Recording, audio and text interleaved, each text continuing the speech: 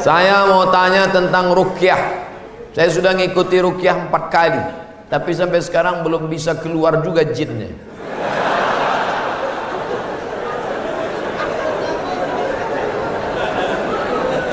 Nanti pergi ke Pekanbaru, mana tahu hari libur, di belakang Hotel Premier ada Masjid Al-Falah.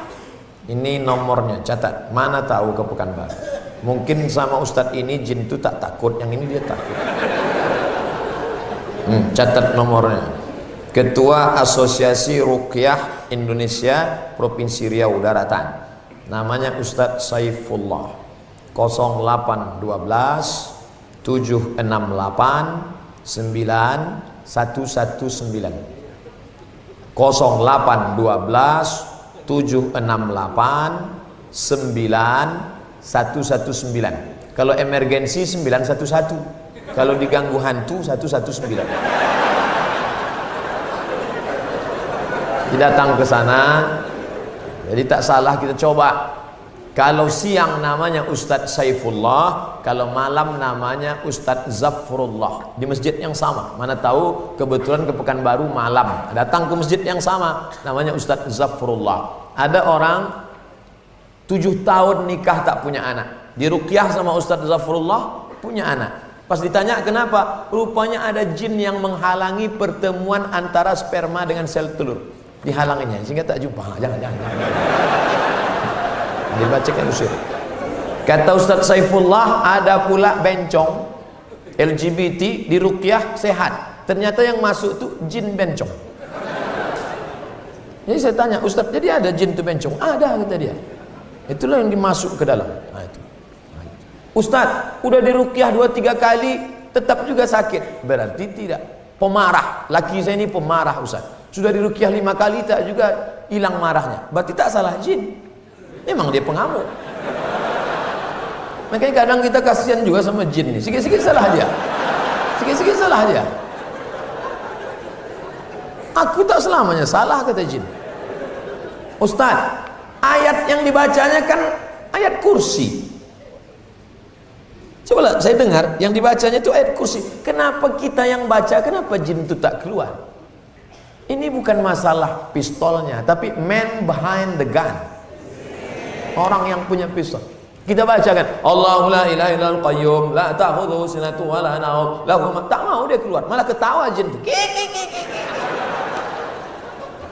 Ditanya, jin, kenapa kau tak mau keluar? Sesama hantu di dalam saling mengusir.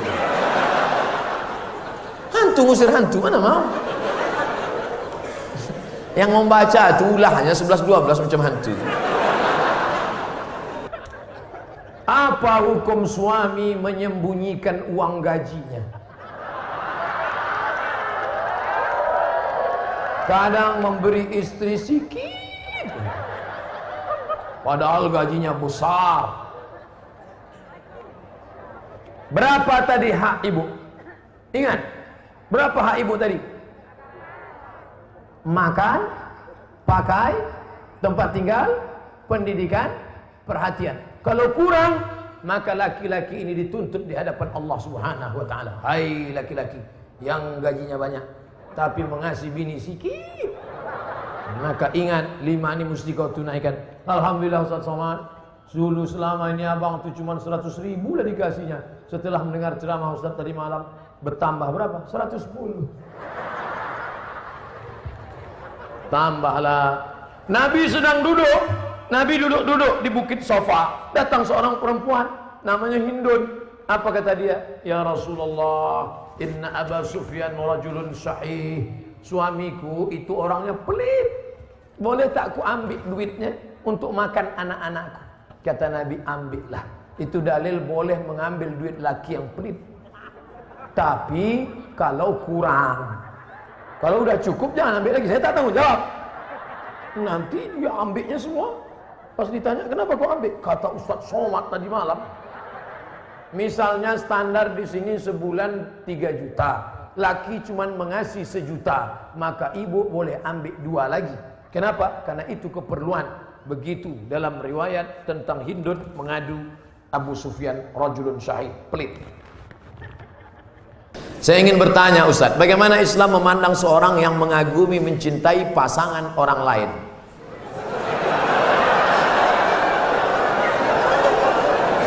Bagaimana pula jika orang itu memiliki perasaan yang sama dengan kita?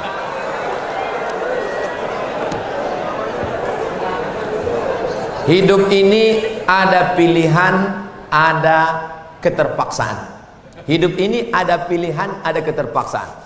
Saya mau ceramah antara duduk dan berdiri. Pilihan atau keterpaksaan? Pilihan. Ustadz mau duduk atau berdiri? Saya pilih berdiri. Kenapa Ustadz pilih berdiri? Menunjukkan bahwa saya masih muda, masih sehat. Antara minum atau tidak minum, pilihan atau keterpaksaan? Pilihan. Minum atau tidak, terserah saya. Mau saya minum, mau tidak, itu pilihan saya. Nah, masalah cinta. Cinta itu pilihan atau keterpaksaan? Cinta tidak pilihan. Cinta adalah keterpaksaan. Oleh sebab itu maka kadang kita tengok orang ganteng bininya buruk. Kenapa? Terpaksa. Cinta tak bisa memilih. Ketika dia rasional, dia tidak cinta. Maka ketika kita senang dengan orang, kadang kita pun tak tahu alasannya. Kenapa kita tiba-tiba senang dengan orang? Nah, cinta tidak bisa memilih. Ketika kita suka dengan orang, apakah kita berdosa? Tidak. Karena rasa itu ada tumbuh di dalam. Suka tidak berdosa. Ketika dia berubah menjadi action, baru berdosa. Suka kita dengan orang, tak dosa. Tapi ketika kita dekati, minta nomor HP-nya, baru dosa. Lalu cinta itu apa? Cinta kepada anak gadis orang belum menikah, kita bisa nikahi dia. Yang jadi masalah bagaimana kalau cinta sama bini orang? Oleh sebab itu maka rasa itu mesti dibuang, karena dia adalah bagian dari ujian. Ujian. Jangan dipeturutkan. Dipeturutkan, didekati, apalagi sekantor. Witing trisno jalaran suko kulino. Kita tumbuh hanya sering kena. Berawal dari 6. Pertama, nazratun, pandangan. Setelah lama memandang, fabtisamun, senyum. Setelah senyum, fasalamun, selamat pagi, good morning. Setelah salam, fakalamun, kerja di mana? Di BP, sekantor ya. Setelah fakalamun, famau'idun, janjian. Bisa ketemu kita nanti siang? Oke. Sukanya makan apa? Ayam panggang. Sana kalau gitu, iya. Faliqaun, pertemuan. Setelah pertemuan, bekerjalah setan, lalu kemudian makan bersama, makan siang. Apa kata orang Inggris? No free lunch. Tak ada makan siang yang gratis. Akhirnya terjadilah apa yang terjadi. Maka kalau ada bibit-bibit itu terasa di dalam, tekanlah dia, jangan lagi pandang, jangan diperturutkan. Itulah nilai jihad. Bukan jihad berdarah-darah melawan Belanda, tapi jihad hawa nafsu yang justru jauh lebih besar. Melawan meriam Belanda banyak orang tahan, meriam Belina payah. Bagaimana hukum kita sholat berjamaah di suatu lapangan, terus sopnya putus-putus? Mohon penjelasannya Pak Ustaz. Sawus sufuf, luruskan sop. Fa inna taswiyatas sufuf min tamamis sholah. Lurusnya sop bagian dari kesempurnaan. Sholatnya sah, tapi kurang sempurna. Sholat tadi berjamaah di sini sah, tapi kalau putus-putus kurang sempurna. Imam, luruskan dulu, tengok. Saya sholat di Masjid Istiqomah di Bengkalis. Apa kata imam? Luruskan shaf, matikan HP.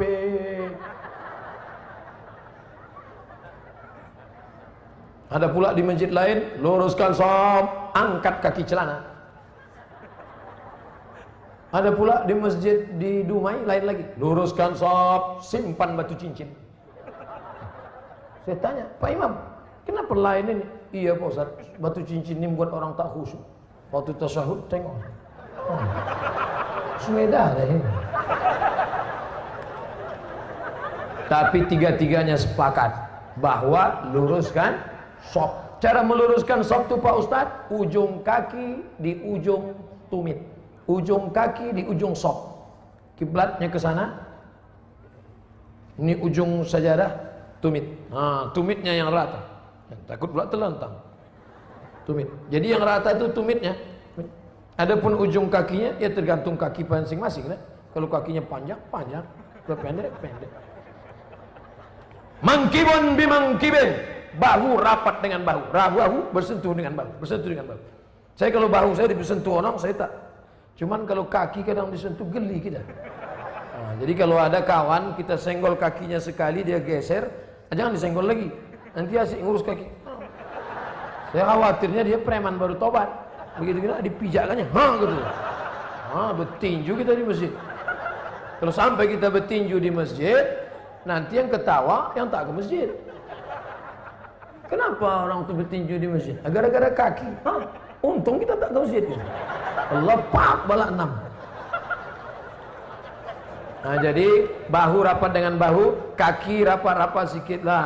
Kalau dia risau atau setempel. Setelah itu barulah imam angkat takbiratul ihram. Allahu Akbar.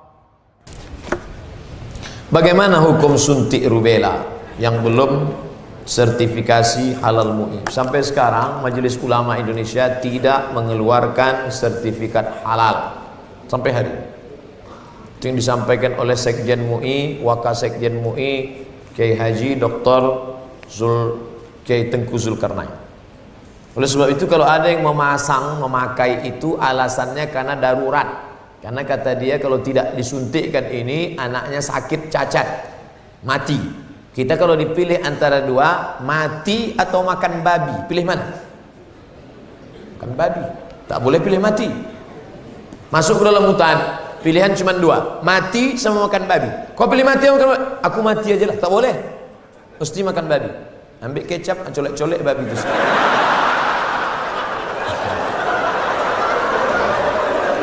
Tak boleh pilih mati. Nah, jadi kalau bapak ibu takut anak itu cacat, sakit, dipakainya hukum darurat itu. Ustadz Somad, saya tanya emak saya ini orang kampung. Mak, aku dulu waktu kecil ada disuntik cacar, suntik ini enggak. Kau dari kecil tak pernah disuntik. Asal datang dokter puskesmas, kularikan kau ke hutan. Sampai sekarang saya hidup, tak ada sakit. Pernah ada trapel ngajak saya umroh. Ustadz, kapan Ustadz ada kosong mau suntik? Kalau kalian mau berangkat, berangkat. Tapi aku terus terang tak bisa suntik. Kalau tak dapat visa Pak Ustadz, saya tak berangkat. Sampai hari H saya tak suntik. Tak bagaimana ceritanya mereka dapat visa, berangkat. Katanya kalau tak suntik sakit mati. Tak mati. Tapi ini tak bisa jadi hukum. Saya tak mati, yang mendoakan saya banyak. Nah, sebanyak ini mendoakan. Mana mumpan kuman-kuman virus-virus? Pak Ustadz, berdosa tak kita memarahi ibu? Alasannya ibu keluar rumah tak menggunakan hijab. Oh, tak boleh nak. Mentang-mentang kau sudah pengajian, lalu kau panggil emakmu, mak sini sebentar. Assalamualaikum warahmatullah. Neraka jahanam. Bukan begitu caranya. Wa in jahadaka ala an tusyrika bima laysa laka bihi ilmun. Kalau emak bapakmu memaksamu untuk mempersekutukan aku, fala tuti'huma, jangan kau patuhi dia. Tapi untuk melawan tetap tak boleh.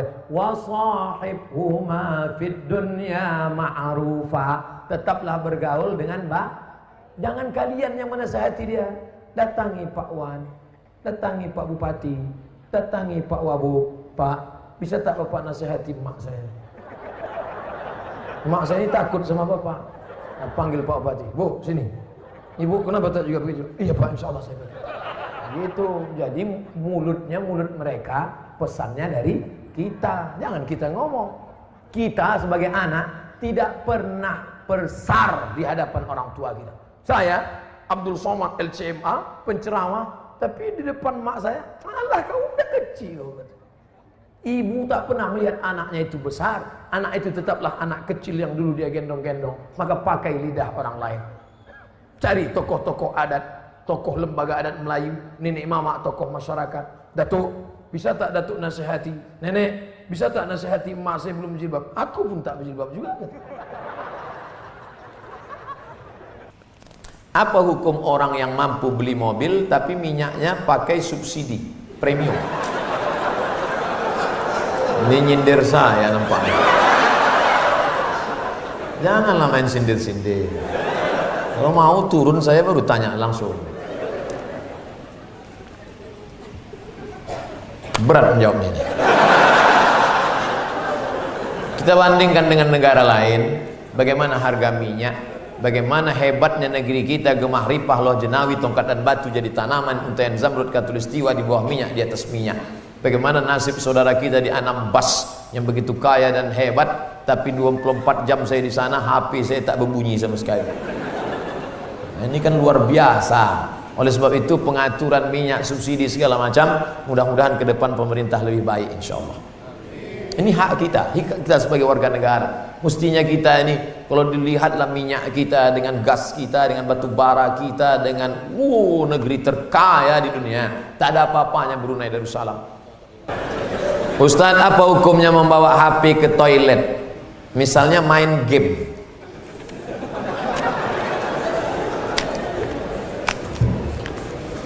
Ada orang buang air besar sambil main game. La ilaha illallah Muhammadur Rasulullah. Fokus sajalah di satu pekerjaan. Tak usah lain-lain. Pak Ustadz, saya mau nanya, apakah orang yang bertato itu tidak diterima sholatnya? Ada orang pakai tato. Apa tulisan tatonya? Orang yang bertato tidak diterima sholatnya.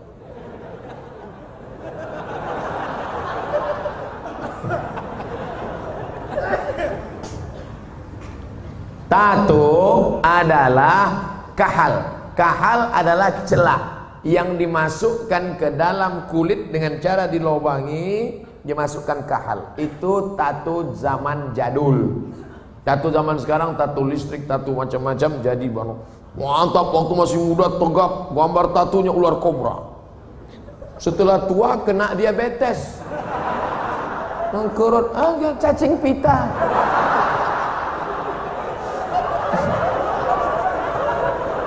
Sebelah kanan gambar burung gagak yang sedang ingin terbang menangkap serigala.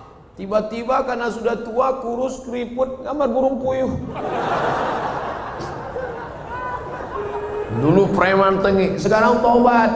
Nah, apakah setelah tobat dia perlu menyetrika tatunya? Tobat, sekarang ada cacing pita, mau disetrika lurus. Maka saudara-saudaraku yang sudah bertato tidak perlu menyetrika tatonya, wuduknya sah, air wuduknya masuk, sudah dikaji oleh para ulama, tidak perlu membuang tatonya. Hanya saja kalian yang dulu mantan-mantan petato perlu membuat komunitas tato tobat, KTT. Disangka orang konferensi tingkat tinggi. Ternyata komunitas tato tobat. Yang nggak punya tato nggak boleh masuk. Ada yang tatonya seperti Yakuza, ada bertato semua, ada sebelah mukanya tato semua isi. Tiba-tiba ada satu pesertanya nggak punya tato. Loh, sampean nggak ada tato kok bisa ikut? Ternyata tatonya cuma satu tai lalat. Dulu pengen jadi Rano Karno, nggak jadi. Dulu sama-sama dulu kan ada anak-anak muda ingin jadi Rano Karno, disuntik, ambil jarum, tusuk, kasih spidol. Ustaz kok tahu? Saya dulu nyoba juga. Nggak jadi. Nah, bagi yang belum punya tato jangan buat tato. 5. La'anallahul wasimat, Allah melaknat yang tukang buat tato. Wal mutasimat, minta buatkan tato. Wal mutanammisat, yang mencabut. Ini alis atau bulu mata? Alis, mencabut alis. Ini jangan dicabut. Ini mau nikah, wah cabut, gak mempan cabut dicukur, hilang. Tukang buat tato, minta buatkan tato, mencabut bulu mata, alis mata. Wal mutafallijat, mengotak-atik gigi sudah bagus diotak-atik, kecuali giginya memang gak wajar. Setiap melihat dia senyum pingsan 3 orang. Hai, pingsan. Itu boleh pakai kawat. Dulu seingat saja kawat itu kan untuk pagar, sekarang gigi pakai kawat. Hari Senin ungu, hari Selasa merah, Hari Rabu pink setiap ketemu. Itu nggak boleh, mubazir, sakit. Pokoknya merubah yang nggak wajar jadi wajar, boleh. Merubah yang nggak normal jadi normal, boleh. Tapi yang sudah normal jadi abnormal, nggak boleh. Nah, oleh sebab itu yang bertato, kalau ada imam kita bertato, nggak usah dipermasalahkan. Nanti selesai sholat, ini sholat kita sah nggak ya? Nampaknya nggak. Pokoknya baik-baik semua. Kalau orang tua saya sebelum meninggal berwasiat kepada saya untuk pergi haji, apakah saya harus memenuhi wasiat itu apa tidak? Sedangkan saya belum naik haji. Bagaimana balasan? Dia wasiat haji gini. Duh, iki ono uang 50 juta. Nanti kalau saya meninggal, kamu harus menghajikan saya. Anak ini bolehkah menghajikan bapaknya? Boleh, dengan syarat dia haji dulu. Namanya badal haji. Nah, boleh nggak dia pakai uang ini untuk berangkat haji dia? Nggak boleh, karena uang ini untuk menghajikan bapaknya. Oh, rupanya mikrofon ini nggak boleh kuat-kuat, karena bapak ini menghajikan makanya nggak boleh menghaji.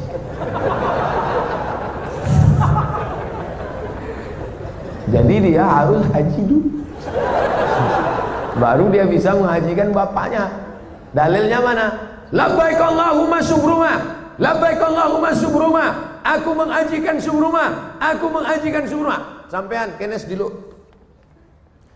Come here for a moment. Sini sebentar. Kamu tadi menghajikan siapa? Menghajikan Subruma. Subruma itu siapa? Sedulurku. Aku menghajikan Subruma. Sampean wis haji apa ora? Urung. Haji dulu dirimu, baru hajikan orang lain. Nah, kebetulan nanti anaknya dapat uang, dia berangkat haji, bawa uang almarhum yang 50 juta tadi.